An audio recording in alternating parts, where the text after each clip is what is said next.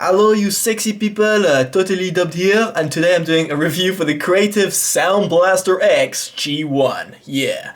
So this is a USB sound card, and I'd like to thank Creative and ESL Gaming for both sending me out the G1. You can see I've got two of them actually. So anyway, thank you for them for sending it out. You can find it for £40 on Amazon.co.uk and around $50 on Amazon USA.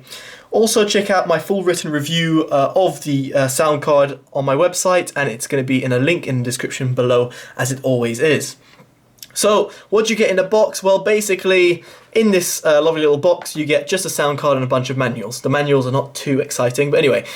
So the sound card, what to explain about it? Well, it's a non-gold plated USB, plugs into your PC, and you've got a 3.5mm jack. That is basically it. It's got a X logo over here for Sound BlasterX, and the X logo lights up in red when it's plugged in and connected. The wire over here is braided, and it means that it's quite versatile in order to plug it in, and you can have it in different configurations. Now, one thing that really does annoy me is actually the fact that it only has a single 3.5mm input.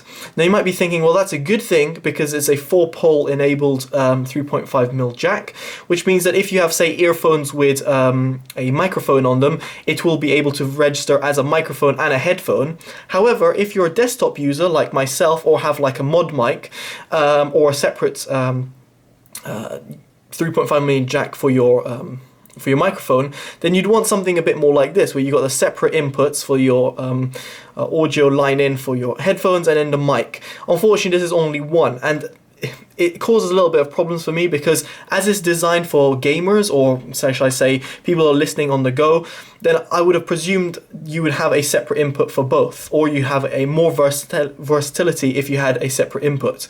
Unfortunately, this is not the case, and therefore it kind of limits its functionalities in my opinion. So that's just one of the points that I should mention. Other than that, it's built out of plastic, and it's well, it's very light. It's also extremely small. To give you a sort of comparison, I don't know, I haven't got anything like around here, but hey, here's an SSD. So as you see, the SSD size and in terms of thickness, it's really thin, and means that it's really portable. You can easily put it in your pocket and actually have a sound card on the go, which is actually really useful. Now, continuing on with that, I should talk about the software. Now, the software isn't much to talk about, at least I can't really talk about it that much, because in my experience, I found it not to really work that well. You have the BlasterX Pro, which enables you supposedly to change the EQ and say enable scout mode, which essentially allows you to hear different sort of sounds in game much better.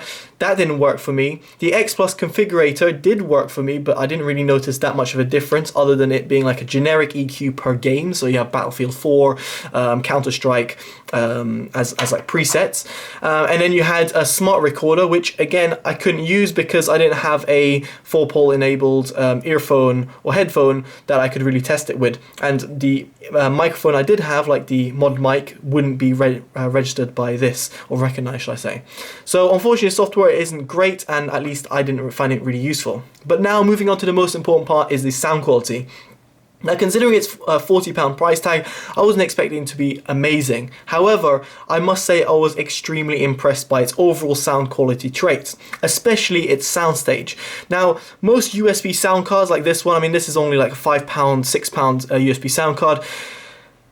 They often have a real tendency of sounding pretty poor in a soundstage. In other words, the sound is very much condensed, it's closed, and it's not wide. It doesn't have much depth, so therefore in games you can't really hear where footsteps are coming from. And the positioning, just like the instrument separation, is pretty terrible. So for example, in this USB sound card, I only use it for its microphone. Other than that, I would definitely not use it for its headphone.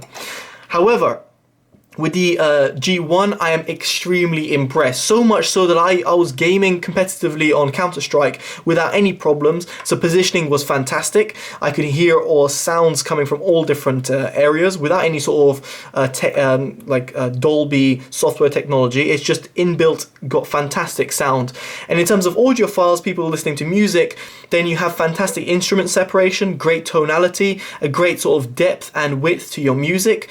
So listening to like concert music, classical music, for example, it sounds fantastic, it sounds open, it doesn't sound condensed, which really is honestly something that I find quite rare in a USB sound card, especially of its size.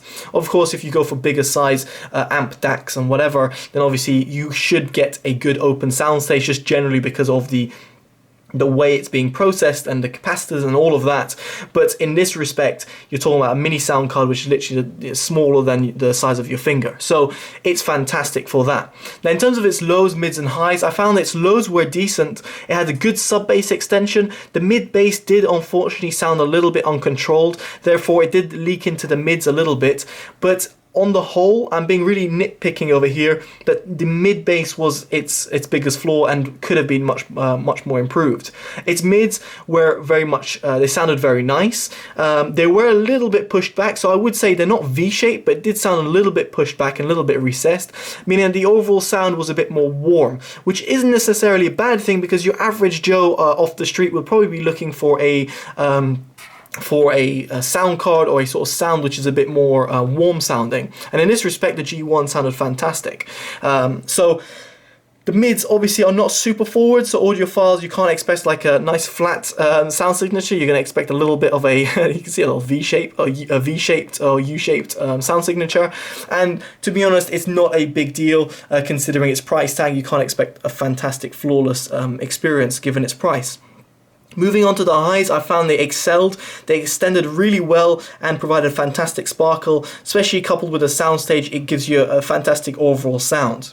So on the whole, the soundstage was really impressive, and it really did reflect well on the overall sound quality frequencies.